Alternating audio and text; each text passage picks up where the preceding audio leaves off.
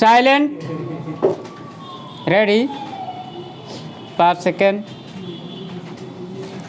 Start.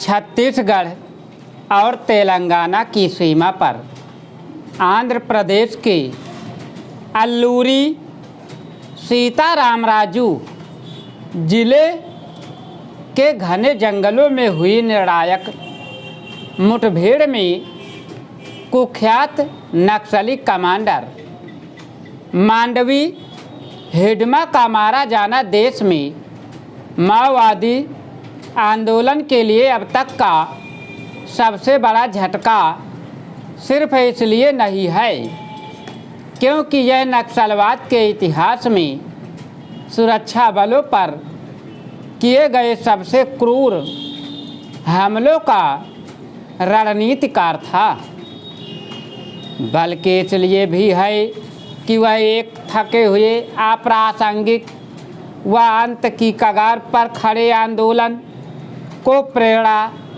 दे सकने वाला आखिरी व्यक्ति हो सकता था। हिडमा कोई साधारण माओवादी नहीं था। करीब 3 दशकों तक उसका नाम बस्तर के जंगलों में एक मिथक की तरह घूमता रहा।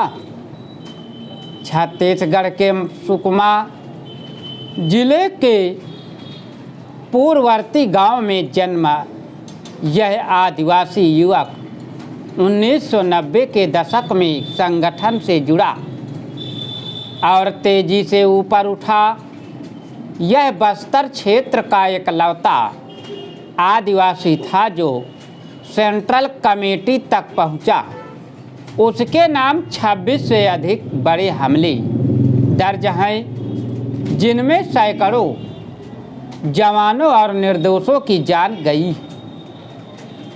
यह सफलता इसलिए भी ऐतिहासिक है क्योंकि केंद्रीय गृह मंत्री अमित शाह ने सुरक्षा अधिकारियों को हिडमा को खत्म करने के लिए 30 नवंबर तक का समय दिया था, लेकिन यह कार्य डेडलाइन से 12 दिन पहले ही पूरा कर लिया गया।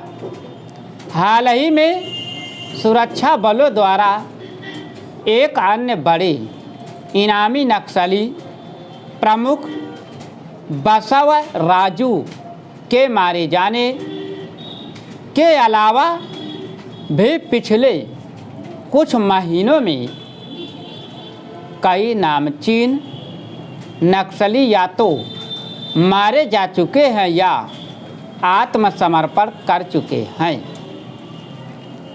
अब बचे खुचे नक्सली सीधे टकराव से बचते हुए छोटे छोटे समूहों में बिखर सकते हैं।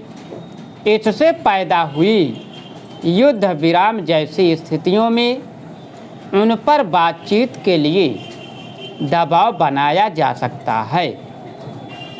नक्सलवादी इतिहास बताता है कि किसी बड़े नक्सली नेता के मारे जाने पर कोई दूसरा उसकी जगह ले लेता है, लेकिन अब स्थिति अलग है।